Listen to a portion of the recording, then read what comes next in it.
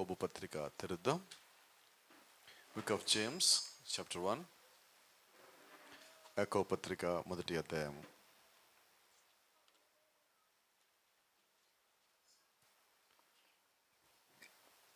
ఆరో వచనం. అయితే అతడు ఏమాత్రమును సందేహింపక విశ్వాసముతో అడగవలను. సందేహించువాడు గాలి చేత రేపబడి ఎగిరిపడు సముద్ర తరంగమును పోలియుండును. అట్టి మనుష్యుడు ద్విమనస్కుడై తన సమస్త మార్గములందు అస్థిరుడు. అయితే అదే అధ్యాయం 25వ వచనం.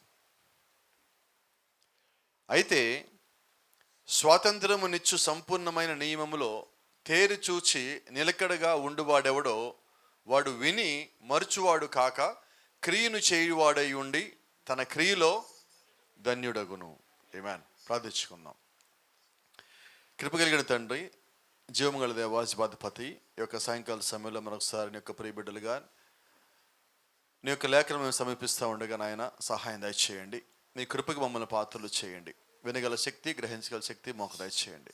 నీ యొక్క బయలుపాటు మాత్రమే మాకు ఇచ్చి నీ యొక్క ఆత్మతో మాత్రమే మమ్మల్ని నడిపించి ఈ కొడుకులు మీరు మాత్రమే మహిమ ఘనత ప్రభావం పొందుకొనమని ప్రభు యేసుక్రీస్తుని శ్రేష్టమైన నామంలో ప్రార్థిస్తున్నాము. ఆమేన్. Praise the Lord. God bless you. అందరం కూర్చుందాం. అదే లేఖనం ఒక మాట చెప్తుంది, జాగ్రత్తగా చూద్దాం. ఇక్కడ అడిగేవాడు ఏమాత్రము సందేహింపక విశ్వాసంతో అడగవలను. ఉదయకాలం కూడా అదే మాట్లాడున్నాం, శుక్రవారం కూడా అదే మాట్లాడున్నాం. మనం ఏదైనా అడిగితే దాంట్లో సందేహం ఉంచకూడదు. శుక్రవారం మాట్లాడితే మనం అనుకున్నది వధువు సందేహించదు, సందేహించదైతే వధువు కాదు. ఆమేన్. అదే ఇక్కడ దేవుడు ఒక లేఖనంలోంచి మనకి చెప్తా ఉన్నది ఏంటంటే, నువ్వు అడిగేటప్పుడు విశ్వాసంతో అడగాలి. విశ్వాసం ఉంటే సందేహం ఉండదు, సందేహం ఉన్న చోట విశ్వాసం ఉండదు. కాబట్టి వధువులో విశ్వాసం ఏముంటుంది, సందేహం ఉండదు. స్పష్టమేనా? Praise the Lord. అయితే సందేహించేవాడు ఎలాగుంటాడంటే గాలి చేత రేపబడి ఎగిరిపడు సముద్ర తరంగమును పోలి ఉండును. తరంగము స్థిరంగా ఉండదు, ఒక హైట్లో ఉండదు. ప్రారంభించినప్పుడు ఒకలాగా ఉంటుంది, ముగింపులో ఒకలాగా ఉంటుంది. కానీ విశ్వాసం కలిగిన వాడు పని ప్రారంభించినప్పుడు ఎలాగుంటాడో ముగించాక అలాగే ఉంటాడు. మనం ఇక్కడ భూమి మీదకి వచ్చినప్పుడు ప్రయాణం ఎలాగ ప్రారంభించామో తిరిగి అలాగే చేరతాం విశ్వాసంగా. ఈరోజు మనకి కావాల్సింది, క్రైస్తవ జీవితానికి కావాల్సింది పరిపూర్ణమైన విశ్వాసం. అది కానీ లేకపోతే సందేహించేవాడు ఎలాగుంటాడని అక్కడ యాకోబు చెప్తున్నాడంటే, అట్టి మనుష్యుడు ద్విమనస్కుడై తమ సమస్త మార్గములందు అస్థిరుడు. ఒక దాంట్లో మనం స్థిరంగా లేకపోయామంటే మనం తీసుకునే ఆలోచన, నిర్ణయము, చేసే పని, చేసే ఆలోచన, మనం జీవించే జీవితము, కుటుంబంలో మన స్థానము, సంఘంలో మన స్థానము, సమాజంలో మన స్థానము అన్నిటిలో అస్థిరమే. ఒక దాంట్లో మనం స్థిరంగా లేకపోతే అది అన్నిటి మీద రిఫ్లెక్ట్ అవుతూ ఉంటుంది. కాబట్టి ఒక క్రైస్తవుని జీవితము ఒక్కదాంట్లో కరెక్ట్గా ఉంటే సరిపోదండి, అన్నిట్లో కరెక్ట్గా ఉండాలి. అందుకని లేఖనం చెప్తా ఉంటుంది, నీ తండ్రి పరిపూర్ణుడు. అంటే ఏదో ఒక్కదాంట్లో కాదు, అన్నిటిలో పరిపూర్ణత కలిగిన వాడు. కాబట్టి ఈరోజు నీవు నేను కూడా ప్రతి దాంట్లో మాట కానీ, క్రియ కానీ, స్వభావం కానీ అన్నిట్లో నువ్వు పరిపూర్ణతకు రావాల్సి ఉన్నావు. అలాగొచ్చినప్పుడే నువ్వు దేవుడి సంబంధిగా పిలువబడతావు. Praise the Lord. దాని కొరకు మనం సంఘాన్ని నడిపించబడ్డాం. దాని కొరకు దేవుడు మనకి వర్తమానం ఇచ్చున్నాడు. దాని కొరకు వాక్యంలో ఉన్న ప్రతి ఒక్క బయలుపాటును దేవుడు మనకి ఇచ్చున్నాడు. Praise the lord. చూడండి, అయితే స్వాతంత్రమునిచ్చు సంపూర్ణమైన నియమములో తేరి చూచి నిలకడగా ఉండువాడు విని మరుచువాడు కాక క్రియ చేయువాడై ఉండి తన క్రియలో ధన్యుడగును. Praise the lord.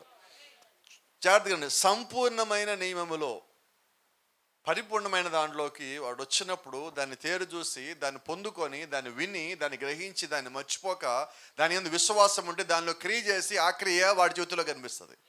ఆమేన్. అంటే ఇప్పుడు నువ్వు వాక్యం విన్నావు, వర్తమానం విన్నావు, దాన్ని విని మర్చిపోక దాన్ని ధ్యానిస్తూ నీ జీవితంలో దాన్ని తీసుకొని వస్తూ దాని ప్రకారంగా నువ్వు జీవిస్తూ నీలోంచి దాన్ని ఇతరులకు చూపించేలాగా ఉన్నప్పుడే నీ లోపల వర్తమానం ఉన్నట్టు. ఆమేన్. You suppose to hear to reflect Jesus Christ on this earth. ఈ భూమి మీద నువ్వు ఉన్నది క్రీస్తుని తిరిగి ప్రతిబింబించడానికి. నీ దగ్గరికి దేవుడు వాక్యం పంపించింది, పరిశుద్ధాత్మని ఇచ్చింది, గడే వర్తమానం ఇచ్చింది, ఒక సంఘం, ఒక క్రమం ఇచ్చింది, సేవకుడిని ఇచ్చింది, సమస్త బయలుపాటుని ఇచ్చింది, సమస్త మర్మాల్ని నీకు తెలియజేసింది. ఏంటంటే ఉద్దేశము నువ్వు క్రీస్తుని ఇక్కడ చూపించాలని. కాబట్టి ఈరోజు మన పనులన్నీ ఎన్నున్నప్పటికీ అవన్నీ సెకండరీ, అవి రెండవ ప్రాధాన్యత కలిగింది. మొదటి ప్రాధాన్యత ఏంటి? క్రీస్తు. దాని తర్వాత ఏదైనా కూడా. ఈరోజు నువ్వు ఆ స్థితికి వచ్చున్నావు. ఆ స్థితి ఏంటంటే, నా జీవితంలో మొట్టమొదటి ప్రాధాన్యత క్రీస్తు అని తెలుసుకునే స్థితికి నువ్వు వచ్చున్నావు. అలా తెలుసుకున్న వాళ్ళ గురించి ఈరోజు మనం మాట్లాడుకోబోతున్నాం. Praise the lord. దేవుని చిత్తం మీద ఒక అంశం ఉంది, మరి త్వరగా ఇది ముగిస్తాను అనుకుంటున్నాను ప్రభు చిత్తం అయితే. ఒక నిజమైన వధువు యొక్క స్వభావము, ఏ true and genuine character of the bride. క్రీస్తు వివాహం చేసుకోబోయే దేవుని యొక్క సంఘం భూమి మీద ఏదైతే ఉన్నదో, ఆమె యొక్క స్వభావం ఎలాగుంటుందంటే క్రీస్తుని పోలి ఉంటుంది. ఆమేన్. ఇప్పుడు ఒకవేళ మనము కూడా క్రీస్తులో ఉన్నవారమైతే, మనలో ఇంకా పోలికలు లేకపోతే, వాక్యం మన యొద్దకు వచ్చినప్పుడు మనలో స్వభావాన్ని వాక్యం మారుస్తూ ఉంటుంది. అందుకని దేవుడు మర్మం తెలియజేసింది, మన స్థానం తెలియజేసింది. కొద్ది వారాల నుంచి మనం మాట్లాడుతున్న అంశం ఏంటంటే, మన స్థానంలోకి మనం రావటం, క్రీస్తులో నీ స్థానం గుర్తెరగటం. ఆ గుర్తెరగటం ఏంటంటే అది సులభంగా తెలియదండి. ఒకసారి కొట్టబడాలా, ఒకసారి మనం పడదోయబడాలా, ఒకసారి మనం సారిపోలా, నెట్టివేయబడాలా, నిందేయబడాలా, హింసించబడాలా, దూషించబడాలా. నీ దగ్గర ఉన్న సమస్త లోక సంబంధమైన శక్తి, శరీరమైన సంబంధమైన శక్తి అన్నీ నశించిపోయి చిట్ట చివరికి వచ్చినప్పుడు నువ్వు ఆత్మీయంగా క్రీస్తులో ఎదగటం ప్రారంభిస్తావు. నువ్వు పడిపోయినా జారిపోయినా క్రీస్తు వదలొద్దు.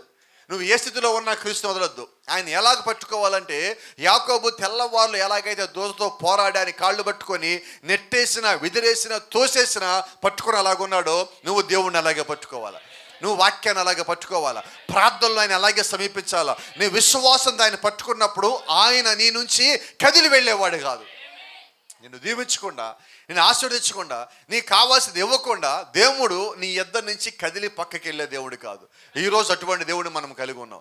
అటువంటి దేవుళ్ళు నీవు ఒక భాగమై ఉన్నావు. ఆయన ఇస్తానని చెప్పిన దేవుడు. నువ్వు అడిగితే నీకు ఇవ్వడానికి సిద్ధంగా ఉన్న దేవుడు. అడగటం నీ వలనైతే, నువ్వు అడిగిన దాన్ని కట్టుబడి ఉన్నట్లయితే, నువ్వు అడిగిన వాటిని పొందుకుంటామని విశ్వాసం నీవు కలిగి ఉన్నట్లయితే, నువ్వు అడిగిన నిశ్చయంగా పొందుకునే తీరుతావు. అటువంటి దేవుడు, అటువంటి విశ్వాసం ఈరోజు దేవుడు మనకిచ్చున్నాడు. Praise the Lord. అయితే ఒక మాట జ్ఞాపకం చేస్తాను. ఈరోజు అన్నిటికన్నా ప్రాముఖ్యమైన సంగతి ఒకటి, ఒక క్రైస్తవుడికి, ప్రత్యేకించి క్రీస్తుని వెంబడించే క్రైస్తవుడికి, లేకపోతే ఈ గడియలో వర్తమాన విశ్వాసాన్ని చెప్పుకునే వాడికి కావాల్సింది ఏంటో తెలుసా? క్యారెక్టర్. క్యారెక్టర్. ప్రాఫిట్ అంటున్నాడు, character is a victory, not a gift. Victory అంటే విజయం. అది దేవుడు నీకు వరముగా ఇవ్వాల, ఒక గిఫ్ట్గా నీకు ఇవ్వాల. అది నువ్వే పొందుకోవాలి. నువ్వు పొందుకోవడానికి దేవుడు అన్ని ఇచ్చాడు, కానీ ఆయన నీకు క్యారెక్టర్ ఇవ్వలేదు. నువ్వు జయించినప్పుడు నువ్వు దానిలోకి వస్తావు. నువ్వు జయించినప్పుడు ఆ క్యారెక్టర్, ఆ స్వభావం నీ లోపలికి వస్తుంది. భూమి మీద పుట్టినప్పుడు మనము మానవుని స్వభావం కలిగి ఉన్నాం. అయితే వాక్యం నీ యొద్దకు వస్తున్నప్పుడు నీ స్వభావం మారుతూ ఉన్నది. లోకంలో ఉన్న మాటలు, లోకంలో ఉన్న క్రియలు, లోకపక్క చేష్టలు మన లోపలికి అన్నీ వచ్చేసి నిండిపోయి ఉన్నాయి. అప్పుడు దేవుడు మన దగ్గరికి వాక్యం పంపించాడు. అప్పుడు దేవుడు ఏం తెలియజేస్తాడంటే, నీ స్వభావము ఈ భూ సంబంధమైన మానవుని స్వభావము కాదు. నీ స్వభావము పరిపూర్ణమైన మానవుని స్వభావము. నీ స్వభావము ఏదైనా తోటలో ఆదాములో నేను పెట్టిన స్వభావం నువ్వు కలిగి ఉన్నావు. నువ్వు ఇక్కడ ఉన్నావు, ఇది సాతాను ఏదేను. అయితే నేను సృష్టించిన ఏదేనులో ఏ స్వభావంతో మనిషిని పుట్టించానో ఆ స్వభావంలోకి నువ్వు రావాలంటున్నాడు. Praise the Lord. సో ఇప్పుడు మన ప్రయాణం ఏంటంటే, బ్యాక్ టు ద క్యారెక్టర్. నీ ప్రయాణం ఎక్కడికి? నువ్వు ఏ స్వభావం నుంచి బయటకు వచ్చావో తిరిగి ఆ స్వభావంలోకి పోవాలి. అది భూ సంబంధమైన స్వభావం కాదు, అది సంఘం యొక్క స్వభావం కాదు, అది సమాజం యొక్క స్వభావం కాదు, కానీ అది గొర్రెపిల్ల యొక్క స్వభావం అయి ఉన్నది. హల్లెలూయా. దేవుని యొక్క స్వభావం అయి ఉన్నది. అంటే నువ్వు ఏ స్వభావం నుంచి కిందకు వచ్చావని దేవుడు అంటున్నాడంటే, నా పోలికలను తయారు చేశా, నా స్వభావాలను తయారు చేశా, నాలో ఉన్న గుణ లక్షణంలో నీ లోపల పెట్టున్నాను. నువ్వు మళ్ళీ దాని లోపలికి తిరిగి రావాలి. హల్లెలూయా. బలం రావట్లేదా? మన స్థానం మనకు తెలియట్లేదా? దేవుడు మన నుంచి ఏం కావాలని కోరుకుంటాడో ఇంత స్పష్టంగా చెప్తున్నప్పుడు మనం ఇంకా వేరే దానికోసం ఎందుకు పరిగెత్తాలా? Praise the lord. చూడండి, అక్కడ వర్తమానంలో ఇలా మాట చెప్తుంది.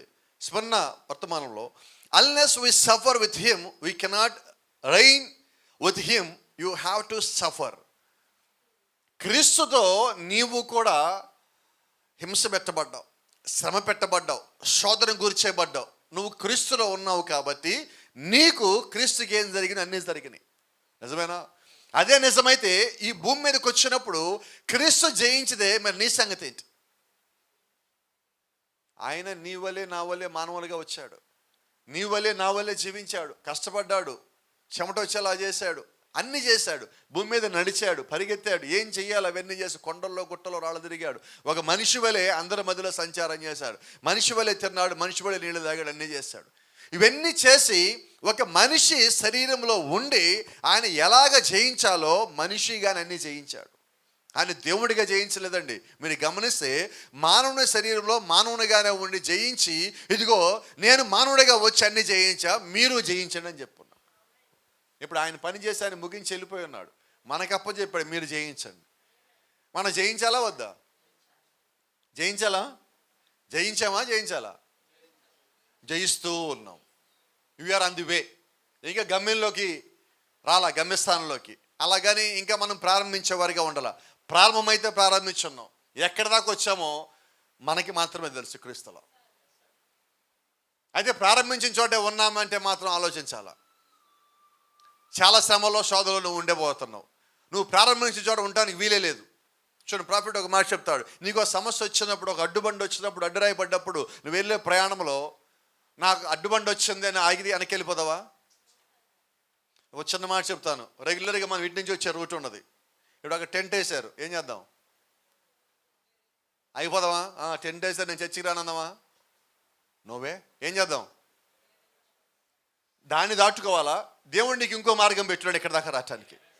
అలాగే అపవాది నీకేదన్నా నువ్వు వచ్చే మార్గం నీకు అడ్డు పెడితే దేవుడికి అక్కడే ఇంకో మార్గం కూడా పెడతాడు. నువ్వు అపవాది అడ్డు పెట్టిన దాన్ని చూసి నువ్వు పక్కకు తప్పుకోవద్దు, దాన్ని దాటుకొని దేవుడి దగ్గర రావాల్సిందే. ఆమేన్. కాబట్టి ఈరోజు నువ్వు దేవుడి దగ్గరికి వస్తున్నావు అని అపవాదికి తెలియగానే వాడు ఆపడా? వాడి పని నేను ఆపటం. నీ పని ఏంటి? వాడు ఆపాడని తెలిసినా దాటుకో దేవుడి దగ్గరికి రావటం. ఇప్పుడు నువ్వు జయించేవాడి ఆ గుంపులో నువ్వు ఉన్నావు. ఆ గుంపులో ఉన్నవాడు వెనుతిరిగేవాడు కాదండి. ఆ గుంపులో ఉన్నవాడు భయపడేవాడు కాదండి. ఆ గుంపులో ఉన్నవాడు దేవుడిని వదిలిపెట్టేవాడు కాదండి. ఆ గుంపులో ఉండేవాడు ప్రార్థన లేనివాడు కాదండి. ఆ గుంపులో ఉన్నవాడు విశ్వాసం ఉన్నవాడు, ప్రార్థించేవాడు, నమ్మకం ఉన్నవాడు, వాడు సొంత శక్తి మీద ఆధారపడకుండా దేవుణ్ణి ఆనుకునేవాడు, నిరంతరము దేవుణ్ణి ధ్యానించేవాడు, ఆయన యొక్క ఆత్మను పొందుకోవడానికి సమస్తము త్యాగం చేసేవాడు. హల్లెలూయా. ఆమేన్. See, character simply is never made without suffering. స్వభావం అనేది నువ్వు కష్టపడకుండా, ఏమాత్రం కష్టపడకుండా నీ దగ్గరికి వచ్చేది కాదు. దానికోసం నువ్వు త్యాగం చేయాలి. ఒక చిన్న మాట చెప్తా. నువ్వు తప్పు చేయటానికి నీ ముందు అన్ని దారులు తెరిచిపెట్టున్నాయి. ఎందుకని ఈ మాట చెప్తున్నానంటే, ఇది ఎగ్జామ్ సీజను. మనకిప్పుడు మన సిద్ధపడిన దానికి సంవత్సరం ఆకులు ఎలాగైతే పరీక్షలు పెడుతున్నారో అలాగే దేవుడు నిత్యం మనకి ఏదో ఒక పరీక్ష పెడతానే ఉంటాడు. ఇదే సమయంలో అపవాది టెస్ట్ పెడతానే ఉంటాడు. వాడు పెట్టేదేమో శోధన, దేవుడు పెట్టేదేమో పరీక్ష. ఈ రెండింటి మధ్యలో నీవు ఉన్నావు. ఇప్పుడు దేవుడు ఏం చేస్తాడంటే, అపవాది నీ ముందు అన్ని పెట్టడానికి అనుమతిస్తాడు. వాడి పెట్టినవన్నీ చూడటానికి దేవుడు నీకు అనుమతిస్తాడు. అయితే ఇప్పుడు దేవుడు ఏం చేస్తాడంటే నీ క్యారెక్టర్ని టెస్ట్ చేస్తాడు. నువ్వేం చేస్తావు? ఇప్పుడు ఇదిగో ఇక్కడ పడతాం మనం. ఎందుకంటే మన స్వభావాలు రెండు ఉన్నాయి. దేవుణ్ణి పోరిన స్వభావం ఒకటి కలిగి ఉంటాం. అపవాది దేవుణ్ణి పోరిన స్వభావం మనం చూపించినప్పుడు అది కూడా దేవుని స్వభావం అనుకుంటాం. ఇప్పుడు మానవుని సహజంగా మనకు ఒక అలవాటు ఉన్నది. మన దగ్గరికి వచ్చి మన ముందుకు ఏదన్నా వచ్చిందంటే మనం వెమ్మటి ఏమనుకుంటాం? ఒక వర్తమాన విశ్వాసిగా అయితే మనం ఒక మాట అంటాం. ఏంటి ఆ మాట అంటే, ఇది దేవుడే నా కొరకు పంపించాడు. అపవాదిని దేవుడు నీ కొరకు పంపించలా. దాని నుంచి తప్పించుకోవటానికి దేవుడు నీకు పరిశుద్ధాత్మనిచ్చాడు. అవునా? ఇప్పుడు అపవాదిని ముందుకు రావటము అది దేవుడు చేసిన ఏర్పాటు కాదు, దాన్ని తప్పించుకోవటం దేవుడు చేసిన ఏర్పాటు. అవునా? కొన్నిసార్లు మన జీవితంలో మనం చేయకూడనివి మన ముందుకు వస్తూ ఉంటాయి. వాటిని మనం ఏమనుకుంటామంటే, బహుశా ఇది దేవుడు నా కొరకే పంపించాడేమో అనుకుంటే ఏమవుతుంది చెప్పరా? ఎవరు? అపవాది పంపించాడు, కానీ అవి ఎలాగుంటాయి? అచ్చు దేవుడిని పంపించినట్టుగానే ఉంటాయి. కానీ దాని యొక్క ముగింపు ఏమై ఉంటుంది? నువ్వు పైకి వెళ్ళేదిగా ఉండదు, కిందకి పోయేదిగా ఉంటుంది. ఒక నిజమైన విశ్వాసం ఏం చేస్తారంటే, నా ముందుకు ఒక అవకాశం వచ్చింది, ఈ అవకాశం నిజంగా దేవుడి దగ్గర నుంచి వచ్చిందా, దెయ్యం దగ్గర నుంచి వచ్చిందా? దేవుడి దగ్గర నుంచి వచ్చిందైతే ఆ కార్యం యొక్క ముగింపు నేను దేవుళ్ళలో ఇంకొక మెట్టు ఎక్కిచ్చేదై ఉండాలి. అవునా? ఒకవేళ అది ఒక మెట్టు దించేదిగా ఉంటే ఇప్పుడు నువ్వేం చేయాలా?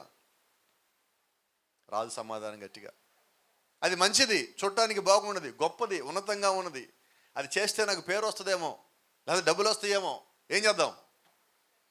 అది ఏమైనా రాని, నన్ను పరలోకానికి వెళ్ళనీయకుండా కిందకి తీసుకుపోతే అయితే నాకు వద్దు అనేదే క్యారెక్టర్, అనేదే నీ స్వభావము, అనేదే వధువు యొక్క స్వభావం అయి ఉన్నది.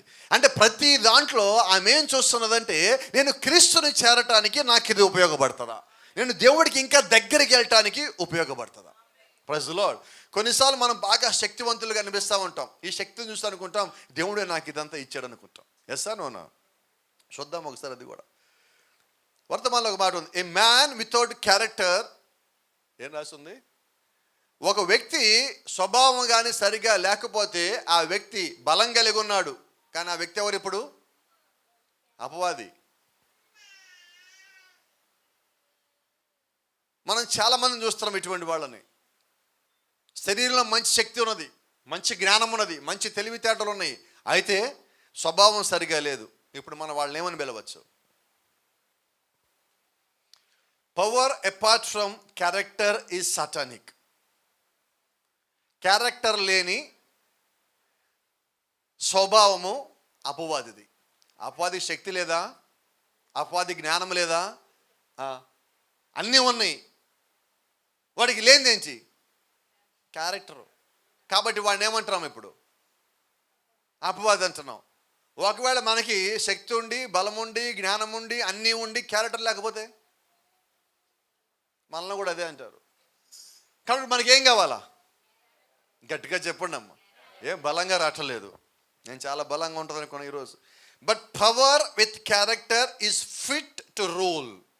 అయితే దేవుడు ఆది కాండంలో మనం సృష్టించినప్పుడు మనకు మాట చెప్పాడు. ఏం మాట చెప్పాడంటే, మీరు ఈ భూమిని ఏలండి, భూమి నిండించి, ఫలించి, నిండించి, విస్తరించి, దీని మీద ఉన్న సమస్తాన్ని లోబర్చుకొని దీన్ని ఏలండి అని దేవుడు చెప్పాడు. అంటే దేవుడు ఏలమన్నాడు. ఎలా ఏలాలా? జాగ్రత్తగా ఉండండి. Power with character is fit to rule. శక్తి ఉండాలి, క్యారెక్టర్ ఉండాలి, అప్పుడు నువ్వు ఏలటానికి సరిపోతావు అంటున్నాడు. ఏమన్ అంటే ఇప్పుడు వధువు ఏం కలిగి ఉండాలా? లోకం ఏం కలిగి ఉన్నది? శక్తి ఉంది, బలం ఉంది, జ్ఞానం ఉంది, అన్నీ ఉన్నాయి.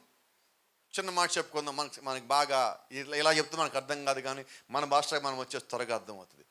2 రకాల మనుషులు ఉన్నారు. ఎలాగైనా డబ్బు సంపాదించాలి, ఏమైనా చేయాలి, డబ్బు సంపాదించాలి. ఇంకొకళ్ళు ఏంటంటే నిజాయితీగా సంపాదించాలి. సింపుల్. దీంట్లో ఎవరిది క్యారెక్టరు? ఎట్లా చెప్పారు చెప్పండి? డబ్బు ఒకటే చూస్తే ఏమున్నది? క్యారెక్టర్ పోయింది. క్యారెక్టర్ పోయిన తర్వాత ఏమున్నా నీకెందుకు? ఇక్కడ చాలా సంపాదించాం, క్యారెక్టర్ సంపాదించాలి, మర్చిపోయాం. పైకి వెళ్ళాక ఏమవుతుంది? నువ్వేం మర్చిపోయేది ఒక్కటే పైన అడుగుతారు. నేను మర్చిపోయానంటే కిందకి వెళ్ళంటారు. బుద్ధి లేని కనుక ఏం మర్చిపోయింది? ఏమన్నారు? వెళ్ళి కొనుక్కోపో అన్నారు. కొనుక్కునే వెళ్ళప్పుడు టైం అయిపోయినది. మరి ఈరోజు మన సంగతి ఏంటి? వధువుకు కావాల్సింది క్యారెక్టర్ అండి. ఈ క్యారెక్టర్ లేనప్పుడు మనం ఎంత గొప్ప స్థితిలో ఉన్నా, స్థానంలో ఉన్నా ప్రయోజనం లేదు. బైబిల్లో చూడండి, కయీను మనకు తెలుసు. కయీనుకి బలం లేదా? శక్తి లేదా? జ్ఞానం లేదా? ఆ జ్ఞానంతో, శక్తితో, బలంతో ఏం చేశాడు? ఏబేలుని చంపాడు. ఇది ఏ శక్తి అంటే శరీర సంబంధమైన శక్తి. ఇదే విషయంలో మోషే కూడా పొరపాటు పడ్డాడు. దేవుడు నాకు శక్తి ఇచ్చాడు కదా, బలం ఇచ్చాడు కదా, 6 ప్యాక్ ఇచ్చాడు కదా, ఒకడిని కొట్టి చంపుదాం అని చెప్పి ఐగుప్తుల్లో ఒకటి కొట్టి చంపాడిని పాతి పెట్టాడు ఇసుకలో. ఏమైనది? మీరు జాగ్రత్తగా గమనిస్తే మోషే ఒంట్లో ఉన్న శక్తి మొత్తం పోయేదాకా దేవుడు మోషేని మళ్ళీ వాడుకోవాలి. అవునా? అంటే ఇప్పుడు దేవుడికి కావాల్సిన ఏ శక్తి? శరీర సంబంధమైన శక్తి కాదండి, దేవుని మీద ఆధారపడే స్వభావం కావాలి. నీ సొంత జ్ఞానంతో నువ్వు సొంత నిర్ణయాలతో తీసుకొని ముందుకు పోతా ఉంటే నువ్వు దేవుడికి అక్కర్లేదు. వధువు అలాగుండదు. వధువు దేవుడి మీద ఆధారపడేది, దేవుడికి లోబడేది, దేవుడి చిత్తాన్ని కనిపెట్టేది, దేవుడిని వెంబడించేది, దేవుడు ఏం చెప్తాడో ఎదురు చూసేది, ప్రార్థించేది, ప్రార్థనలో పొందుకున్న దాని మీద నమ్మకంగా, అడిగిన దాన్ని నమ్మకంగా ఆమె పొందుకొని ఆమె జీవిస్తూ ఆమె యొక్క జీవితంలో దేవుని యొక్క క్రియలను ఇతరులకు చూపించేదిగా ఉండాలి. హల్లెలూయా, ఆమేన్. కొంచెం చూద్దాం. ఎట్లా మన క్యారెక్టర్ మనకు తెలుస్తుంది. Now let us look God's mirror, the word. దేవుడి దగ్గర ఒక అద్దం ఉన్నది. ఆ అద్దంలో మన క్యారెక్టర్ చూసుకుంటే మనం ఎలా ఉన్నామో తెలుస్తుంది. మీరు కొద్దిగా జాగ్రత్తగా చూడండి. ఇక్కడ ఇద్దరు కనిపిస్తాను, ఒకళ్ళు కనిపిస్తున్నారా? నేను చెప్తా చూడండి. ఒకళ్ళలో ఇద్దరు ఉన్నారు, అవునా? పైకి ఎలాగున్నాడు? చేతులు ఏముంది? పైన చూడండి, బైబిలేనా? కింద చూడండి, ఇది లోపలది, అది బయటది. ఎప్పుడైతే నువ్వు దేవుడు ఒక అద్దంలో నిన్ను చూసుకుంటున్నావో నీ నిజమైన స్వరూపం మీద బయటపడుతుంది. మన భాషలో మాట్లాడితే నీ నిజమైన స్వభావం అది, అవునా? చూడండి, and identify hour present character. నువ్వు దేవుని యొక్క వాక్యంలో నిన్ను చూసుకున్నప్పుడు నీ ప్రస్తుత స్వభావం మీద అది నీకు బయటపడుతుంది. మీరు గమనించండి, ప్రతి 5 ఏళ్లకో 6 ఏళ్లకో మీరు బైబిల్ చూస్తున్నప్పుడు మీరు బైబిల్లో మీరు వేరే కనిపిస్తూ ఉంటారు. ఒకేలాగా ఉండం మనం. బైబిల్ చదవడం బిగిన్ చేస్తే ఈ రోజు వరకు వయసు మారుతున్న కొద్దీ, జ్ఞానం మారుతున్న కొద్దీ, నువ్వు మార్పు చెందుతున్న కొద్దీ నీలో ఉన్న వేరొక స్వభావం బయటకు వచ్చి కనిపిస్తూ ఉంటుంది. ఒకేలాగా లేవు. ఫస్ట్ మనం తప్పులు, అబద్ధాలు, మోసంలో ఉన్నాం. అవన్నీ తగ్గుతున్నాయి, కొన్ని పోతున్నాయి, కొన్ని తగ్గుతున్నాయి, కొన్ని బయటికి పోతున్నాయి. అలాగే కొత్తవి కొన్ని వస్తున్నాయి, పాతవి కొన్ని పోతున్నాయి. స్వభావం మారుతూ ఉన్నది. ఒకేలాగా ఉండమండి మనం ఎప్పుడు కూడా ఉండలేము కూడా. అపవాది అలా చేస్తాడు, దేవుడు అలాగ అనుమతిస్తాడు. అయితే విశ్వాసం మాత్రము ఎప్పుడు ఒకేలాగా ఉండాలి. హల్లెలూయా. మొన్న వైజాగ్లో కూడా మాట్లాడుతూ ఒక మాట అన్న, మళ్ళీ మీకు జ్ఞాపకం చేస్తున్నా. ఒక హార్ట్ పేషెంట్కి పక్కన మానిటర్ పెడతారు, చూసారా ఎప్పుడన్నా? ఈ మానిటర్లో హార్ట్ బీటింగ్ది ఒక గీత వెళ్తూ ఉంటుంది, చూసారా ఎప్పుడన్నా? ఎలాగెళ్తుంది అది? అప్ అండ్ డౌన్ వెళ్తూ ఉంటుంది, అవునా? ఈరోజు నేను అంటున్నా, మన విశ్వాసం అలాగే పోతుంది. అంటే ఇప్పుడు విశ్వాసం ఎలాగెళ్తుంది? ఓసారి పైకి, ఆదివారం మామూలుగా వెళ్ళదు, హైలో ఉంటుంది. సోమవారం, మంగళవారం, బుధవారం, గురువారం, శుక్రవారం, శనివారం కిందకి వెళ్ళిపోదు. లో అంటే ఇంకెంతకన్నా లో ఉండదు. మళ్ళీ ఆదివారం రాగానే మళ్ళీ పైకి వెళ్ళిపోయినది. ఇప్పుడు ఎలాగేయామంటే వాక్యం ఉన్నప్పుడేమో ఇది వదిలేయాలా, అది చేయకూడదు, అది మానేయాలా, నిర్ణయాలు బాగా తీసేసుకుంటాం. కానీ సమస్య రాగానే ఈ ఒక్కసారికి ప్రభా దీన్ని పక్కన పెడుతున్నా, ఈ ఒక్కసారికి నన్ను వదిలేసే, ఇక ఈ నెక్స్ట్ వారం నుంచి నన్ను చూడు ప్రభా. నువ్వు ఏం చేస్తున్నామంటే మనకు దేవుడికి కథలు చెప్తున్నామండి. చిన్నపిల్లలు పడుకోవడానికి కథలు చెప్తాం మనం, అవునా? కానీ కొన్నిసార్లు మనం ఏం చేస్తాం, మన స్వభావం దేవుడికి తెలుసు, అయినా కూడా మన దేవుడికి నమ్మకంగా కథ చెప్తాం. నీ కథ కాదు, నీ కథ కూడా ఆయన తెలుసు. నువ్వు చెప్పే కథే కాదు, నీ కథ కూడా ఆయన బాగా తెలుసు. కాబట్టి కేర్ఫుల్, దేవుడికి చెప్పకండి కథలో. కొంచెం చూద్దాం, లోపలికి పోదాం. నీలో నీ నిజమైన నీవని ఒకడు ఉన్నాడు. విన్నారు ఈ పదం ఎప్పుడన్నా? నేను చెప్పే నేను వేరు, నాలో ఉన్న నిజమైన నేను వేరు. ఎస్ అన్నా? ఇది ఎప్పుడు చెప్తామని తెలుసా? మన కోపం వచ్చినప్పుడు, బాధ వచ్చినప్పుడు, దుఃఖం వచ్చినప్పుడు, తట్టుకోలేనప్పుడు అక్కడ ఒక మాట అంటాం. చెప్పండి త్వరగా. నాకు నువ్వు నన్ను ఒకేపే చూసావు, నాలో అసలోడు ఇంకోటి వాడిని చూస్తావు, నువ్వు జాగ్రత్త. ఎప్పుడు? ఇదిగో వాడీడే, వాడు నువ్వు ఇతరుల గురించి ఎంత క్రూరంగానే ఆలోచిస్తాడు, ఎంత చెడ్డగానే ఆలోచిస్తాడు. వాడు ఏదో ఒకటి చేయాలనుకుంటాడు. కానీ బయట ఉన్న పైకి ఏదైతే కనిపిస్తుందో అది లోపల ఉన్నవాడిని కొన్నిసార్లు ఆపుతుంది. కొన్నిసార్లు ఈ లోపల ఉన్నవాడు బయట ఆపుతాడు,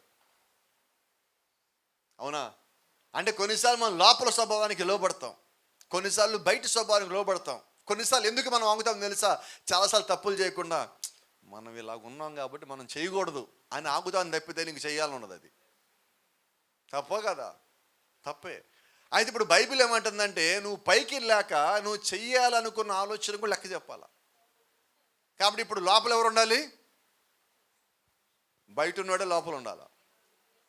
లోపల వేరేవాడు ఉండి బయట వేరేవాడు ఉంటే ఈ బయటవాడు పైకి పోయినప్పుడు లోపల వాళ్ళు పైకి లెక్కప్ప చెప్పాలా.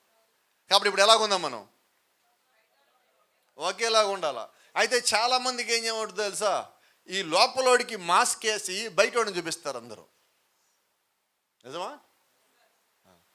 నేనంటున్నాను, ఆ లోపలిది నీ క్యారెక్టరు, బయటది ముసుగు.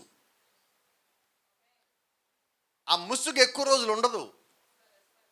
అవునా? మీరు గమనించండి, చాలామంది కోపడు మొక్కడమ్మ నా మీద ఎవరి రాత్రి. చాలామంది పాస్ట్గా మేము బూతులు మానేసామంటారు. అవునా? ఎప్పుడన్నా వాళ్ళకి అసహనం వచ్చి, కోపం వచ్చి, చేయకూడని పని వాళ్ళ కళ్ళ ముందు ఎవరైనా చేసినప్పుడు లోపల నుంచి ఏమొస్తాయి? ఎక్కడి నుంచి వచ్చినాయి? ఇక్కడి నుంచి వచ్చినాయి. అంటే వీడేం చేస్తాడంటే, నువ్వు పైన ఉన్నవి వదిలేసినవన్నీ వీడు లోపల దాచిపెట్టి ఉంచుతాడు కొన్ని. అయితే మనం ఏం చేయాలా? ఏదైనా వదిలేసామంటే దాన్ని కాల్ చేయాలా, దాన్ని చంపేయాలా, నీ నుంచి అది బయటికి వెళ్ళిపోవాలా. అయితే ఈరోజు మన స్వభావం ఎలా ఉండదంటే, దాన్ని దాచిపెట్టే వరకు ఉన్నాం మనం. అవునా కదా? మీకు దీనికి ఒక చిన్న ఉదాహరణ చెప్తా. చాలామందికి నన్ను కోపంగా ఉరిమి చూడొచ్చేమో, అయినప్పుడు కూడా నేను ధైర్యం చేస్తాను ఈరోజు చెప్పడానికి.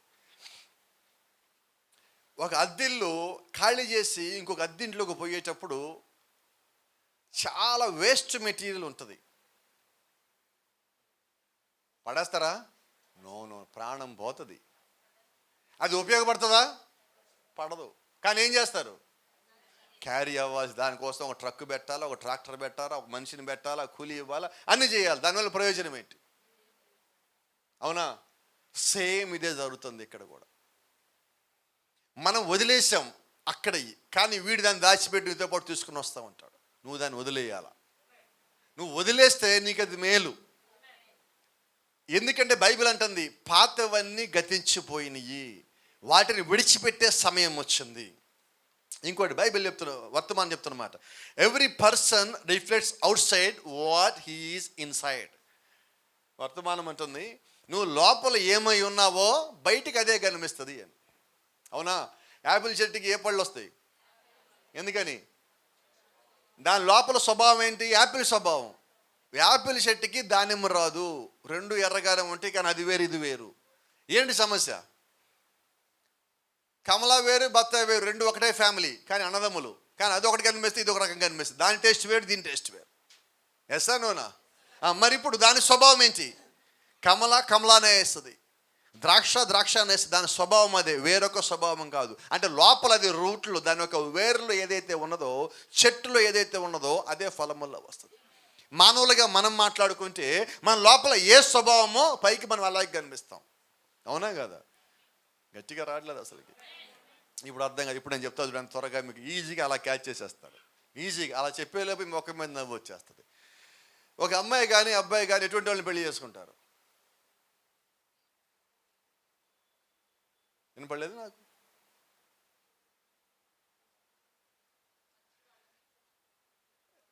నీ లోపల నీది ఏ స్వభావమో నువ్వు దానికి తగ్గట్టే ఎంచుకుంటావు నువ్వు. అవునా? నాకు పొడుగ్గా ఉండాల, తెల్లగా ఉండాల, మల్లెపూలాగా. వేస్తానునా? నీ లోపల స్వభావం నువ్వు అనుకుంటున్నావు అది నాకు ఇలాగ కావాలి అని. ఎవరు నేను తప్పంటలేదు, నీ స్వభావం అది. నీకు చిన్నప్పటి నుంచి పెరిగిన వాతావరణంలోనో, చుట్టుపక్కల అనే మనుషుల్లో, ఇనే మనుషుల్లో ఏది లోపల నాటబడి అన్నది, దాన్ని బట్టి నువ్వు ఒక స్వభావానికి వచ్చి నాకు ఇలాంటి వాళ్ళే కావాలనుకుంటున్నావు. అయితే నేనేమంటానంటే, నీ చుట్టూ ఎవరు ఎన్ని మాటలన్నా వాటన్నిటికన్నా పైన ఒక మాట ఉండాలి, దేవుడు చెప్పిన మాట. అవునా? నీ భవిష్యత్తు గృహం ఎలాగుంటుందంటే నువ్వు ఎంచుకున్న అమ్మాయిని బట్టే ఉంటుంది. అవునా? బాగా అందగత్తి రావాలన్నాం, ప్రార్థనే లేదు, ఏమొస్తుంది? తర్వాత పెళ్ళైన మన్నాటి నుంచి, పాస్టర్ గారు నాకు అర్జెంట్ కూడా కావాలని, మొన్నగా పెళ్లి చేసుకున్నావు, మనశ్శాంతి లేదు పాస్టర్ గారు. ఎందుకని లేదు? అసలు అమ్మాయి ప్రార్థనే చేయదండి. మరి నువ్వు ఎలాంటి వాళ్ళని కోరుకున్నావు? వినపడలేదండి. మరి ప్రార్థన చేసేదని అడిగితే ఇంకో రకంగా ఉండేదేమో. ఏం కోరుకున్నాం మనం? వీళ్ళ మీదకి వెళ్ళి నమ్మకం, కోపడు మాకండి మనం నా మీద, వీళ్ళ మీదకి ఒక నమ్మకం ఉంటుంది. మన దగ్గరికి వచ్చాక మనం మార్చేసుకుంటాం. ఎవరు మారరు. మీకు నిజం చెప్తే ఎవరు మారరు. అది పిచ్చి భ్రమ, మామూలు భ్రమ కూడా కాదు అది. దాన్ని ఏమంటారు? కొండ గొర్రె. అది మామూలు గొర్రె కాదు. గొర్రె ఒకటి, కొండ మీద ఉండే గొర్రె ఒకటి. దానికి ప్రపంచం మొత్తం నాకే తెలుసు అనుకుంటుంది అది. ఎవరి కాళ్ళు అనుకుంటారంటే నేను బాగా కంట్రోల్ పెట్టి మొత్తం మార్చేస్తాను. మీ వల్ల కాదు, ప్రార్థన చేయండి అంతే. లేనిపోని ఊహించుకోమాకండి. మీ గురించి మీరు ఎక్కువగా అనుకోవద్దు. ఒకవేళ తల్లిదండ్రులు చెప్తారేమో, నమ్మమాకండి ఆ మాట. నా మాట నమ్మండి, దేవుడి మాట నమ్మండి. ఎందుకని అంటున్నానంటే ఎంతమందిని చూసాం మనం, చూడలేదా? కొద్దిమంది గట్టిగా నవ్వుతున్నారు పెళ్లి కావాల్సిన వాళ్ళు. సరే, ఏదేమైనప్పటికి కూడా ముందు ప్రార్థించండి. నా మాట మీకు అర్థమవుతుంది. నీ లోపల స్వభావం ఏముందో నువ్వు అదే బయటికి కనిపిస్తావు, నువ్వు అదే ఎన్నుకుంటావు. అదేదో దేవుడి మీద ఆధారపడినట్లయితే, దేవుడు నీ కొరకు సిద్ధపరిచిందైతే నీ జీవితంలో సమస్య రాదు. నీ భవిష్య గృహం ఎలాగుంటుందంటే ప్రార్థనతో, విశ్వాసంతో, సంతోషంతో, ఆనందంతో, దీర్ఘశాంతంతో, సమాధానంతో నిండి ఉంటుంది ఇల్లంతా. అవునా? చాలామంది పాస్టర్ గారు ముందేమో పెళ్లి చేయమని అడుగుతారు. అవుతుందా? కొద్ది కాలానికి ఏమడుగుతారు? తప్పు చేశాను పాస్టర్ గారు. ముందే చెప్తాం తప్పు చేస్తున్నామని. వింటారా? వినరు. కానీ నేనేమంటానంటే, నువ్వు ఎలాగో డిసైడ్ అయ్యావు, దేవుడే చెప్పాడు చేసుకోమని, వద్దంటల్లా, చేసుకోవాలి. అయితే నువ్వు ప్రార్థించినప్పుడు నీ భవిష్యత్తు గృహం ఎలాగుండాలో, ప్రభువా దాన్ని బట్టి నాకు ఇవ్వు, నా ఆలోచన బట్టి కాదన్నప్పుడు నీ స్వభావము దేవుడి మీద ఆనుకున్నది, నీ స్వభావము దేవుడికి లోబడి ఉన్నది. కాబట్టి నిశ్చయంగా దేవుడు చిత్తంలో ఉన్నదే నీ దగ్గరికి వచ్చేదై ఉన్నది. దేవుడు నీ కొరకు సిద్ధపరచలేదా? మీరు గమనిస్తే ఆదామును సృష్టించినప్పుడే ఆదాము లోపల దేవుడు అవ్వని పెట్టాడు. అలాగే నువ్వు భూమి మీదకి వచ్చినప్పుడే నీకు సంబంధించిన దాన్ని దేవుడు నీ లోపల పెట్టి ఉన్నాడు. ప్రజలో గమనిద్దాం ఇప్పుడు the life and the expectations. ఈరోజు పైన జీవించే జీవితం ఒకటి, నీ లోపల నువ్వు ఆశించే జీవితం వేరొకటి. కరెక్టేనా? మనం ఎలా ఉంటాం తెలుసా? ఒక సామెత ఉన్నది, మరి కరెక్ట్గా నేను చెప్తున్నా లేదు తెలీదు. నివురు గప్పిన నిప్పు అని ఒక సామెత అన్నారు ఇప్పుడన్నా. ఏంటంటే అర్థం? కిందంతా నిప్పు ఉన్నది, పైనంతా గడ్డి ఉన్నది. చూసేవాడికి గడ్డి కనిపిస్తుంది, అయితే లోపల నిప్పు ఉందని నిప్పుకు తెలుసు. ఈరోజు మనమందరం అలాగుంటాం. ఈ రోజుకి నాకు టైం బాగోక నేను ఇలాగున్నా, లేకపోతేనా అని ఒక స్వభావం మనం ఎప్పుడు కలిగి ఉంటామండి. కరెక్టేనా? నాకు ఒక టైం వస్తుంది, ఆ టైం నేనేంటో చూపిస్తా అనే ఒక స్వభావం మనం కలిగి ఉన్నాం. అది వద్దు మనకి, అది వద్దు. ఎందుకంటే నీ లోపల స్వభావం ఏంటంటే నువ్వు అవకాశం కోసం ఎదురు చూసే స్వభావం. నువ్వు అవకాశవాదివి కాదు, ఆశీర్వాదివి. నిజమేనా? నువ్వు క్రీస్తు మీద నమ్మకున్న వాడివైతే విశ్వాసివి. విశ్వాసి నాకు టైం వస్తే ఏంటో చూపిస్తా అనేవాడు విశ్వాసి కాదండి. విశ్వాసికి ఎప్పుడూ టైం ఉంటుంది, అవకాశవాదికి ఎప్పుడన్నా వచ్చిపోతూ ఉంటుంది, వాడు గ్రహించే లోపది పోతూ ఉంటుంది. అయితే విశ్వాసికి అది ఎప్పుడు విశ్వాసతో పాటు వస్తూనే ఉంటుంది. కాబట్టి ఏదో ఒక రోజు నా టైం వస్తుంది, నేను చూపిస్తా అనే స్వభావం నీవు కలిగి ఉండద్దు. ఆ స్వభావము వధువు స్వభావం కాదు. ఎందుకంటే ఇప్పుడు వాళ్ళేం కోరుకుంటారు తెలుసా? ఇప్పుడు ఇవన్నీ ఇలాగున్నా కానీ ఎత్తబడే సమయాన్ని నేను మారిపోతా. ఏం స్వభావం ఇది? ఎత్తబడే సమయం నీకేదో తెలిస్తే నువ్వు మారుతావు, తెలియకపోతే ఏం చేస్తావు? అసలు అవిశ్వాసికి ఎత్తబాటు ఉందో అయిపోయిందో కూడా తెలియదు. మనం ఇంకెప్పుడు మారాలా? నువ్వు మారిన తర్వాతే నువ్వు ఎత్తబాటులోకి వెళ్తావు. ఎత్తబాటు వచ్చాక నువ్వు మారేది ఉండదు. కాబట్టి ముందే మనం మారవలసి ఉన్నాం. Praise the lord. ఇది జాగ్రత్త. The actions and the words. మనం పలికే మాటలు ఎలాగుంటాయి, మన చేతలు ఎలాగుంటాయి, జాగ్రత్తగా గమనిస్తే పూర్తిగా ఆపోజిట్గా ఉంటాయి. అయితే దేవుడికి ఏం కావాలా? నువ్వేం పలికావో అది చేయమంటాడు దేవుడు. కానీ మనం పలికేటప్పుడు కామాలు ఉండవు, ఫుల్ స్టాప్లు ఉండవు, పారాగ్రాఫ్లు ఉండవు, పేజీలు ఉండవు, పుస్తకాలు అయిపోతావు. అంటే చేసేటప్పుడు చేసే కార్యాలు కనబట్టల్లా. కానీ దేవుడికి ఏం కావాలా? ఈరోజు దేవుడికి ఏం కావాలంటే నువ్వు ఏం చెప్పాలనుకున్నావో ముందే దేవుడికి చెప్పు. నువ్వు చెప్పిన దాన్ని దేవుడి కోసం చేసేసే, నువ్వు ఖచ్చితంగా దీవించబడతావు. Praise the Lord. గమనించండి, the life and the judgment. నువ్వు ఇక్కడ జీవించే జీవితానికి పైకి వెళ్ళాక లెక్కప్ప చెప్పాలా? అవునా? కాబట్టి ఇక్కడ నీ జీవితం ఏం జీవిస్తున్నావో, నువ్వు ఏమి ఎదురు చూస్తున్నావో, కనిపెడుతున్నావో అది ఖచ్చితంగా తీర్పు అయి ఉండొద్దు. నువ్వు తీర్పుని దాటేదై ఉండాలి. అది ఈరోజు నీవు కలిగి ఉన్న స్వభావమై ఉన్నది. చూడండి, అపోస్తలుడైన పౌలు 1 కొరింథీ 2 కొరింథీ 5వ అధ్యాయంలో ఒక మాట చెప్తున్నాడు. కాగా ఎవడైనను క్రీస్తు నందున్న ఎడల వాడు నూతన సృష్టి, పాతవి గతించును, ఇదిగో క్రొత్త వాయును. ఇప్పుడు నువ్వు క్రీస్తులో ఉంటే ఈరోజు మనం మాట్లాడుతున్నాం, వధువు ఎక్కడుందంటే క్రీస్తులో ఉంది, నీ స్థానము క్రీస్తులో ఉన్నది. క్రీస్తులో ఉన్నట్లయితే వాడు నూతన సృష్టి అయి ఉన్నాడు. వాళ్ళలో ఉన్న పాత స్వభావము, భూ సంబంధమైన స్వభావము, ఈ రక్త మాంసము ద్వారా నీకు వచ్చిన స్వభావం ఏదైతే ఉన్నదో ఆ స్వభావం గతించింది. ఆత్మ సంబంధమైన క్రీస్తులో నీ స్థానంలోకి నువ్వు వచ్చినప్పుడు నువ్వు పొందుకున్న స్వభావము కొత్తదాయను. అందుకే బైబిల్ అంటూ ఉన్నది, నువ్వు తిరిగి జన్మించాలా. ఎప్పుడు నువ్వు తిరిగి జన్మించినట్టు? ఇక్కడున్నవి ఏవైతే ఉన్నాయో వాటిని విడిచిపెట్టినప్పుడే నువ్వు తిరిగి జన్మించినట్టు. వాటిని విడిచిపెట్టినప్పుడు నువ్వు ఎంతకాలం సంఘానికి వచ్చినా, నువ్వు సంఘంలో ఏం చేసినప్పటికీ, నువ్వు సంఘానికి ఏం చేసినప్పటికీ, నువ్వు ఎంత సీనియర్ అయినప్పటికీ దానివల్ల ఎటువంటి ప్రయోజనం లేదు. Praise the lord. ఒక చిన్న మాట, క్రీస్తులో నేను ఎవరిని? మన స్వభావానికి ఇది అన్నిటికన్నా ప్రాముఖ్యమైంది. ఇందాక పౌలు గారు చెప్పినట్టు, మీరు క్రీస్తునందున్న ఎడల, ఆమేన్. క్రీస్తునందు ఉంటే పరిశుద్ధాత్మలో నీవు ఉన్నట్లు, వాక్యములో నీవు ఉన్నట్లు, విశ్వాసములో దేవుడు యొక్క ప్రతి గుణలక్షణంలో నీవు ఉన్నట్లు, అవన్నీ నీలో ఉన్నప్పుడు ఇప్పుడు నూతన సృష్టిగా ఇంకేమవుతావు? ఖచ్చితంగా నూతన సృష్టి అయి ఉంటావు. ఆమేన్. ఒక మాట, ఒక ప్రశ్న అడుగుతున్నా, సమాధానం చక్కగా చెప్తారనుకుంటున్నా. సరే, అక్కడ దేవునితో అన్నదానికి ఇక్కడ చిన్న ప్రశ్న అడుగుతున్నాడు ప్రవక్త, ఐడెంటిఫికేషన్, గుర్తింపను వర్తమానంలో.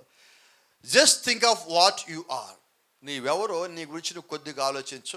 Be honest with yourself. ఎవరితో నిజాయితీగా ఉండమంటున్నాడు? కాదండి, మీతో. వాక్యమేమో దేవునితో నిజాయితీగా ఉండమంటుంది. ముందు ప్రవక్త ఏమన్నాడంటే, అసలు నీతో నువ్వు ముందు నిజాయితీగా ఉంటే దేవుడితో ఉంటామంటున్నాడు. అవునా? నిజం చెప్దామా? మనతో నిజాయితీగా ఉంటామా? ఖచ్చితంగా ఉండం. ఎంత పర్ఫెక్ట్ తెలుసు దాంట్లో సమాధానం. ఉంటామా? ఉన్నాం. కొన్నిసార్లు ఒక పదం ఉన్నది, మనకి మనమే సర్ది చెప్పుకోవటం. ఆ సర్ది చెప్పుకోవటమే నిజాయితీ లేదని చెప్పటం. అవునా? ఈరోజు దేవుడికి ఏం కావాలా? ప్రాఫిట్ చెప్తున్నాడు, if you won't be honest with yourself, you cannot be honest with God. నీతో నువ్వు నీతి నిజాయితీగా ఉండకపోతే నువ్వు దేవుడితో ఉండలేవు. అంటే ఇప్పుడు నాతో నేను ఎలా ఉండాలా?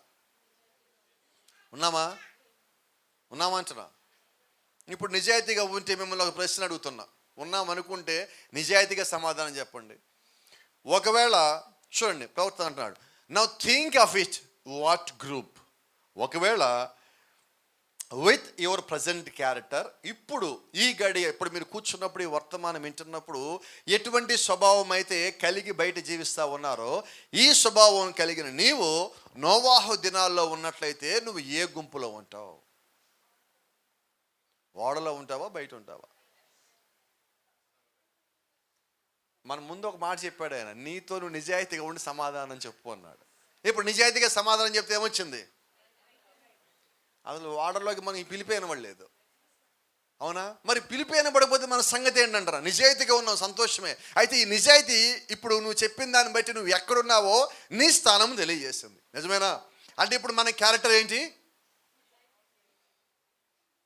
మన క్యారెక్టర్ ప్రకారంగా, ప్రజెంట్ మనం కలిగి ఉన్న క్యారెక్టర్ ప్రకారంగా ఇప్పుడు ఆ రెండు గుంపుల్లో, నోవాహు ఓడలోకి వచ్చిన గుంపు, బయట ఉన్న గుంపుల్లో మనం ఏ గుంపులో తేలాం? మరి బయట గుంపు అంటే అర్థం ఏంటి? తీర్పులో ఉన్న గుంపు. అంతేనా? సరే, ఇంకో గుంపు గురించి మాట్లాడదాం. యేసుక్రీస్తు భూమి మీద ఉన్నప్పుడు యేసుక్రీస్తు వెనకాల వచ్చిన గుంపు ఒకటి ఉంది, వెనకాల రాని గుంపు ఒకటి ఉన్నది. ఇప్పుడు అదే నిజాయితీని మాట్లాడుతున్నాం. యేసుక్రీస్తుతో పాటు వచ్చిన గుంపు, ఇట్ వాస్ వెరీ అన్పాపులర్. యేసుక్రీస్తుతో పాటు ఉన్న గుంపు పాపులర్ కాదండి, అన్పాపులర్. మంచిగా పేరు లేదు వాళ్ళకి, చెడ్డ పేరే ఉండదు యేసుక్రీస్తు ఉన్న గుంపుకి అంతా. See, his group was very unpopular because he was considered a fanatic. ఒక మూర్ఖుడు, ఒక మూఢుడిగా క్రీస్తు పిలువబడ్డాడు. ఆయన వెంబడించే వాళ్ళంతా మూర్ఖులు అని చెప్పి ఒక గుంపేశారు, ఒక ముద్ర వేశారు. ఇప్పుడు నువ్వు ఒకవేళ ఆ దినముల్లో ఉంటే నువ్వు ఏ గుంపులో ఉండేవాడివి? జాగ్రత్త చూద్దామా. Would you be ready to identify yourself with that fanatic group? ఈరోజు మన చర్చికి, ఇక్కడ చర్చికి రావాలంటే కూడా కొద్దిమంది అంటారు, అమ్మో ఆ చర్చిగా నువ్వు మాక, ఎక్కడో కాదు ఈ లైన్లో అంటున్నారు. సంతోషమే మనకి. ఎందుకు సంతోషం అంటే వాళ్ళు మనల్ని గుర్తించారు. అవునా? క్రీస్తు దగ్గరికి పోమాకండి, గుర్తించారు వాళ్ళు. వాళ్ళ గుంపు ఏదన్నది, వాళ్ళ స్వభావం ఏంటో వాళ్ళు గుర్తించేశారు. కాబట్టి ఈరోజు మనం ధైర్యంగా ఉండొచ్చా లేదా? మనం తప్పు చేస్తే మనం భయపడాలా? వాక్యానుసారంగా పోతే భయం దేనికంట? వాక్యానుసారంగా లేనోడు వాక్యానుసారంగా పోయేవాడు నిందిస్తాడు. ఈరోజు వర్తమానం తెలియదు, క్రమం తెలియదు, నిందించడానికి మాత్రం ముందు రెడీగా ఉంటారు. హెడ్డింగ్లు పెడతారు, యూట్యూబ్లు పెడతారు, వీడియోలు పెడతారు, పాలుగారు అట్టా పాలుగారు ఇట్టా. వర్తమానం మాట్లాడదామంటే బుల్లెట్ కూడా దొరకరు. ఏంటి సమస్య? వాళ్ళు ఏ గుంపో వాళ్ళకి అర్థమైంది కానీ దొరకరు. మనము వాక్యానుసారమైన గుంపులో ఉన్నామా లేదా మనల్ని ఎప్పుడు మనం పరీక్షించుకోవాల్సిందే. ప్రవక్త ఇంకో మాట మాట్లాడతాడు. యేసుక్రీస్తు భూమి మీద ఉన్నప్పుడు ప్రత్యక్షత గురించి మాట్లాడినప్పుడు 70 మంది లేచి వెళ్ళిపోయారు. ఆ 70 మంది ఒక గుంపు, ఇక్కడ మిగిలిపోయిన 12 మంది ఒక గుంపు. ఇప్పుడు నువ్వు ఏ గుంపులో ఉంటావు? ఇప్పుడు మనకున్న ఈ ప్రజెంట్ క్యారెక్టర్ని బట్టి, ఇప్పుడు మనం కలిగి ఉన్న స్వభావాన్ని బట్టి మనం ఏ గుంపులో అవుతాం? చూస్తే 70 లాగా కనిపిస్తుంది, కానీ మనం ఉండాలనుకున్నది మాత్రం 12 మందిలో. కానీ మన స్వభావం ఏమంటుందంటే నువ్వు 70 మందిలో ఒకడివి అంటుంది. క్రీస్తుని ఒక్క దాంట్లో నువ్వు కాదన్నా నువ్వు 70 మందిలో ఒకడివే. అన్నిట్లో నువ్వు క్రీస్తుని వెంబడించేవాడు అయితేనే ఆ 12 మందిలో ఒకడివి. ఈరోజు మనం వాక్యంలో ఒక్కదాన్ని పక్కకు తోసేసినా, ఒక్కదాన్ని పక్కకి నెట్టేసినా మన గుంపు మారిపోతుంది. Praise the lord. చాలా జాగ్రత్త. To identify our selves with Christ and identify our selves with him in the Bible. నువ్వు క్రీస్తులో నీవెవరో గుర్తించబడాలి. వాక్యములో నీవెవరో గుర్తించబడాలి. క్రీస్తుతో నువ్వు గుర్తించబడాలి. క్రీస్తుతో నువ్వు ఎప్పుడు గుర్తించబడాలి. నీ గుర్తింపు అది. ఒకవేళ నువ్వు ఏదైనా గుంపులో ఉండాలంటే ఒకటే గుంపు, క్రీస్తులో. ఇక వేరే గుంపు మనకేదీ లేదు. Praise the lord. దేవుని నామానికి మహిమ కలుగును గాక. ఇంకో చిన్న మాట. If you were in the day, ఆ దినములో నీవు ఉన్నట్లయితే, what group would you be identified with the prophet, with the indicated word, although they were in the minority. క్రీస్తుతో పాటు ఉన్న గుంపులు ఎంతమంది ఉన్నారు? 12 మంది. మేడగది ఎంతమంది ఉన్నారు? 120 మంది. సన్నిహితుని సభ సభ్యుల్లో సుమారుగా ఉండేవాళ్ళు మొత్తం కలిపి 24,000 మంది. మేడగదిలో ఎంతమంది ఉన్నారు? ఎవరిది పెద్ద గుంపు? మరి చిన్న మంది ఎవరిది? ఇప్పుడు ఆయన ఏమన్నాడు? చిన్న మందే భయపడకంటున్నాడు. ఇప్పుడు నేను అడుగుతున్నా, నువ్వు చిన్న మందిలో ఉండాలా, పెద్ద సంఘంలో ఉండాలా? చిన్న మంది అంటే మళ్ళీ పాలుగారు సంఘం చిన్నది కాబట్టి చిన్న మంది అనుకుంటున్నావేమో. ఇది చిన్న మంది కాదు. చిన్న మంద దేవుని యొక్క సంఘం భూమి మీద ఉన్నది, అది చిన్న మంద. ఇప్పుడు దేవుడు వాళ్ళకి ఇచ్చిన వాగ్దానం ఏంటంటే, ఆ చిన్న మందని ఆయన భయపడొద్దు అంటున్నాడు. ఆ వాక్యం వారి వద్దకు పంపిస్తున్నాడు, పరిశుద్ధాత్మను వారి వద్దకు పంపిస్తున్నాడు, విశ్వాసం దేవుడు వారి లోపల పెట్టున్నాడు. ఆమేన్. గమనిద్దాం. ఇక్కడ ఆ ఫోటో చూస్తే మీకు ఏదైనా కనిపిస్తుందా? నాకు 2 గుంపులు కనిపిస్తున్నాయి. ఏ గుంపులో ఉన్నాం మనం?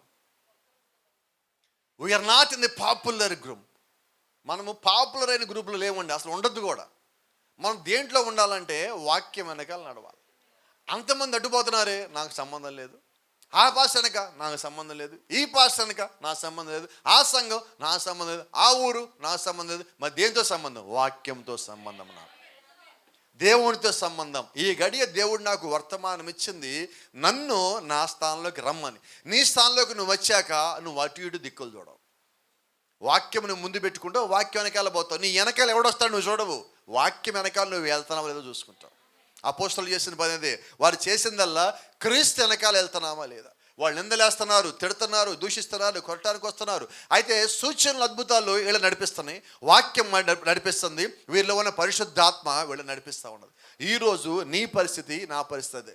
ఎందుకని ఆ చిన్న మంది భయపడలేదంటే దేవుడు వారికి వాక్యం ఇచ్చాడు. ఎందుకని చిన్న మంది భయపడలేదంటే దేవుడే వారిని నడిపించాడు, దేవుడే వారిలో ఉన్నాడు, దేవుడే వారికి వ్యక్తిగతమైన బయలుపాటునిచ్చాడు. ఆమేన్. ఈరోజు నువ్వు దేవుని యొక్క వాక్యాన్ని తప్పిపోకుండా ఉండాలంటే దేవుని నుంచి నీకు బయలుపాటు రావాలా. ఒక కాపరి నీకు బయలుపాటు ఇవ్వలేడు, ఒక పుస్తకం నీకు బయలుపాటు ఇవ్వలేదు. బయలుపాటు ఇచ్చేది దేవుడే.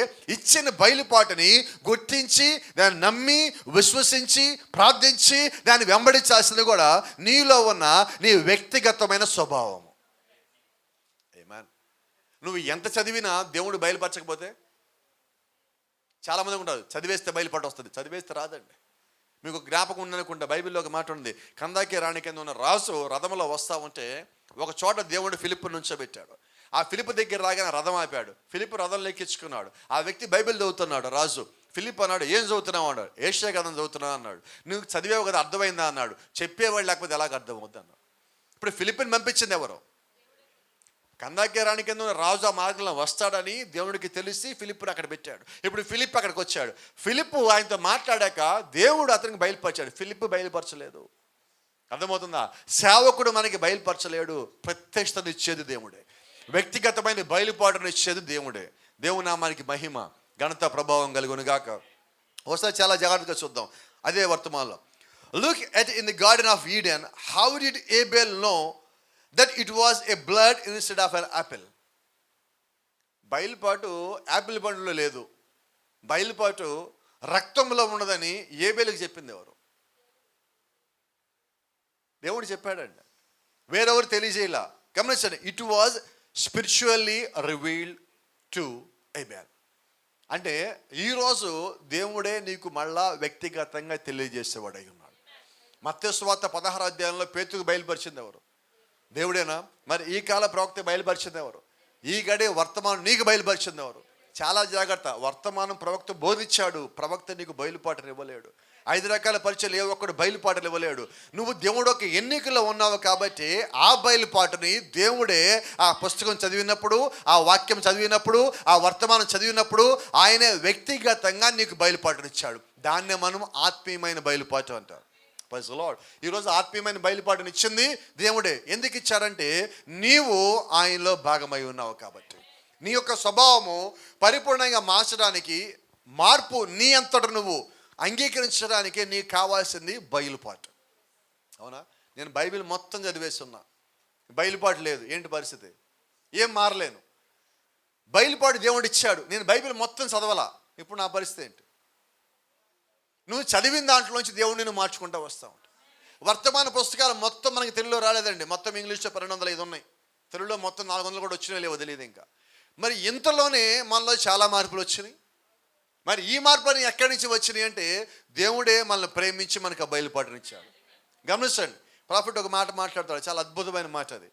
నీ దగ్గర వర్తమాన పుస్తకం లేదు, నీ దగ్గర బైబిల్ కూడా లేదు, నీ దగ్గర ఎక్కడో బైబిల్లో ఒక్క పేజీ దగ్గరికి వచ్చింది. ఆ ఒక్క పేజీలో నీ కొరకు ఏం కావాలో దేవుడు దాన్ని రాసి పెట్టాడు. ఎంత సంతోషం అండి అది. అంటే దేవుడు ఇంత చిన్న దాంట్లోంచి కూడా నీకు కావాల్సిన మొత్తం ఇచ్చేయగలడు. నీకు అర్థమయ్యే విధముగా దేవుడు నీతో మాట్లాడగలడు. సమరయ స్త్రీతో దేవుడు ఎంత పెద్ద ప్రసంగం చేశాడు? 5 నిమిషాలు. పౌలుతో దేవుడు ఎంతసేపు మాట్లాడాడు? సౌలుగా ఉన్నప్పుడు దమస్కు మార్గంలో గట్టిగా మాట్లాడితే 5 నిమిషాలు. మరి 5 నిమిషాల్లో పౌలుకి ఎంత బయలుపాటు వచ్చింది? జీవితకాలం. సమరయ స్త్రీకి ఎంతకాలం బయలుపాటు వచ్చింది? జీవితకాలం బయలుపాటు. వాళ్ళు ఏం చేశారంటే క్రీస్తులో, వాక్యంలో వారిని వారు గుర్తించుకున్నారు. దేవుని నామానికి మహిమ ఘనత ప్రభావం కలుగును గాక. ఒక నిమిషం చిన్నది గుర్తు చేస్తున్నా, కొంచెం దాటిపోతున్నా సమయాన్ని బట్టి.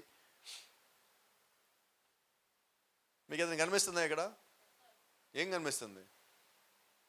ఏం కనిపిస్తే చెప్పేయండి. బొమ్మలో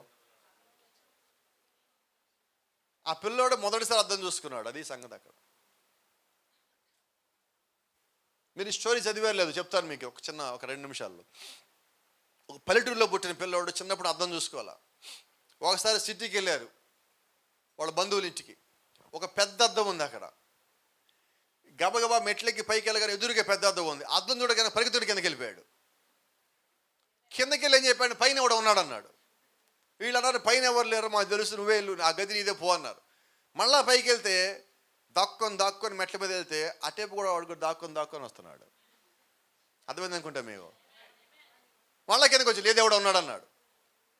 సరే వీళ్ళు ఏం చేస్తాడు? లేదు ఎవరు లేరు, పో, నువ్వు ఏం చేస్తాడో అది చేస్తాడు, చూసుకోపో అన్నారు. వీడు పైకి వెళ్ళి వీడు ఏం చేస్తే అటుపక్కన అదే చేస్తున్నాడు. అర్థమవుతుందా మీకు? ఒకవేళ నేనంటున్నా ఆ అర్థం బైబిల్ అయితే మొదటిసారి చూస్తే నీకు కంగారు, రెండోసారి ఉండదు.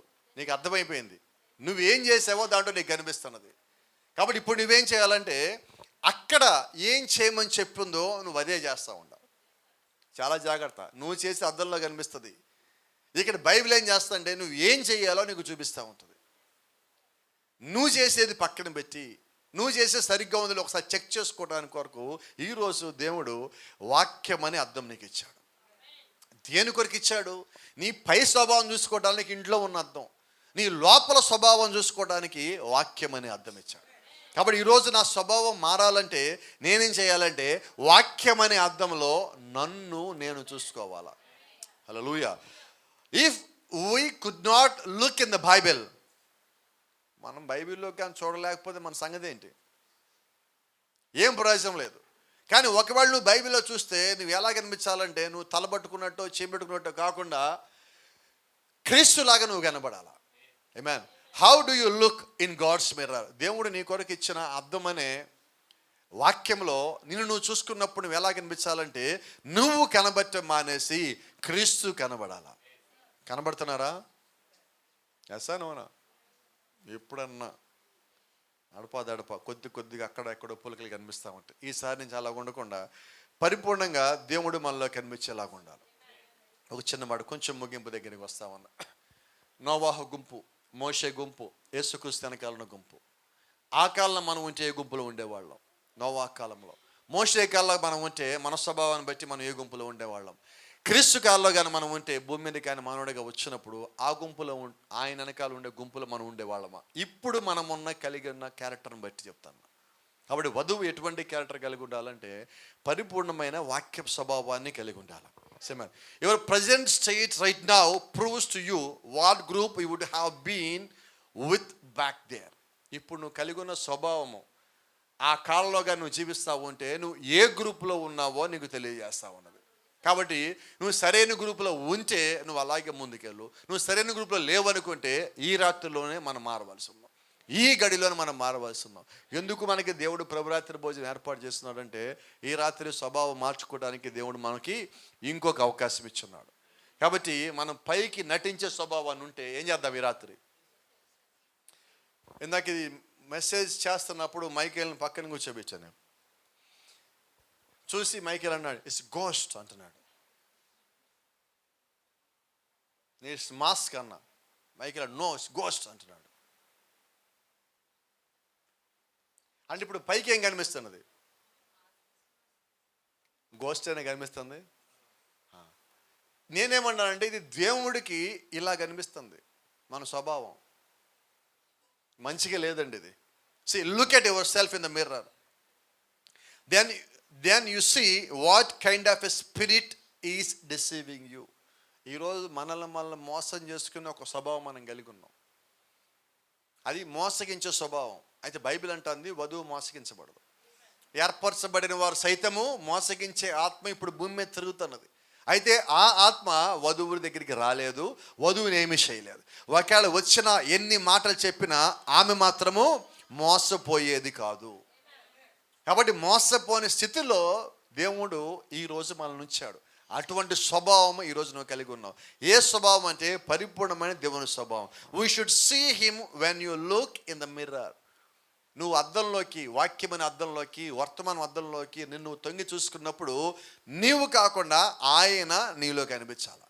కనబడుతున్నాడా? కనిపించేలాగా మనం చేయాలా. ప్రజలో చిన్న ప్రార్థన ప్రేయర్ చేస్తా. ప్రభుత్వం అంటున్నాడు, as it's just been said to us that you would judge us by that word of the message.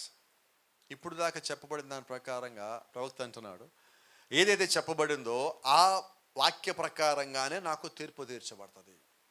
ఆ విన్న వాక్యం ఏదైతే దాని ప్రకారం తీర్పు తీర్చబడుతుంది. God let me look at myself. ప్రభువా నన్ను నేను చూసుకునేలాగా చెయ్యి. ఏం చేద్దాం ప్రార్థన? ఇంకోటి చూసేదానిలా కాదండి, అసలు నన్ను నా లోపల ఎవడున్నాడో నేను చూసుకునేలాగా నన్ను చేయి ప్రభువా అని చెప్పి మన దేవుణ్ణి అడగాల. నేను అదే అంటున్నా, నీ నిజమైన నీవు ఎవడో నీకు తెలియాల. తెలిసినప్పుడు నీ స్వభావం ఎటువంటిదో తెలిసిన తర్వాత అప్పుడు అది మంచిగా ఉంటే నువ్వు సంతోషంగా ఉంటావు, అది మంచిగా లేకపోతే నువ్వేముంటావు తెలిస్తే ప్రభుత్వం చూడండి, I am ashamed of it. ఏమంట దాని గురించి గట్టిగా? ఏంటి నీ స్వభావం ఏంటో నీకు తెలిసాక మనం ఏం కలిగి ఉంటాం? ఇప్పుడు సిగ్గు, అవమానం. ఎందుకంటే వాక్యానుసారంగా లేనప్పుడు ఏం కలిగి ఉంటాం మనం? అదే కదా, అవమానం కలిగి ఉన్నాం. అక్కడ చూడండి, in the mirror of God's word. ఆ వాక్యం అనే అద్దంలో నన్ను చూసుకున్నప్పుడు ఆ స్వభావం నాకు తెలిసాక నేను ఎంత అవమానమై ఉన్నానో నాకు అర్థమైనది. కాబట్టి ఈరోజు నాకేం కావాలంటే దాని నుంచి బయటికి రావటానికి దేవుని యొక్క వాక్యం నాకు కావాలి. దాని నుంచి బయటికి తీసుకొచ్చి ఆ స్వభావం, జయించే స్వభావము దేవుడు నాకు ఇవ్వాలి. ఆమేన్. నాలో ఉన్న సమస్తము లోక సంబంధమైనవన్నీ కూడా చచ్చి అవి నా వెనకాల పడి ఉండాలి. నేను మాత్రం వాక్యంలో ముందుకే పోవాలి. అలా ముందుకు పోయినప్పుడు ఒక దినము ఏ వాక్యం అయితే నన్ను బయటికి తెచ్చిందో, ఏ వాక్యం అయితే నన్ను బయటికి పిలిచిందో ఆ వాక్యమే నన్ను పరలోకానికి తీసుకుపోయేదిగా ఉంటుంది. Praise the lord. కాబట్టి ఈరోజు స్వభావం ముఖ్యమైనదేనా? చాలా ముఖ్యమైనది. ఇంతకీ స్వభావం అంటే నీ ఆలోచనలు, నీ మాటలు, నీ క్రియలు, నువ్వు కనిపించాలనుకునే విధానము, నువ్వు ఇతరులకి చూపించుకోవాలనే విధానం ఏదైతే ఉన్నదో అదే నీ స్వభావం. ఆ స్వభావము దేవుడు సంపూర్ణంగా మారాలని కోరుకుంటున్నాడు. ఆ స్వభావము గొర్రెపిల్ల స్వభావం వంటిదై ఉండాలి. అటువంటి స్వభావం నువ్వు కలిగి ఉన్నప్పుడు నువ్వు దేవుని యొక్క రాజ్యంలో నిశ్చయంగా ఆయన పక్కన చేరేవాడు బయట. ఇప్పుడు మనకి వధువు యొక్క నిజమైన స్వభావం ఏంటో తెలిసింది. మన స్వభావం పరిశీలన చేసుకుందాం. మన స్వభావం అలాగే ఉంటే ముందుకు వెళ్ళిపోదాం, లేదా ఈ రాత్రి నుంచే మార్పు చెందాలని చెప్పి ఆశిద్దాం. God bless you. దేవుడు మిమ్మల్ని దీవించును గాక.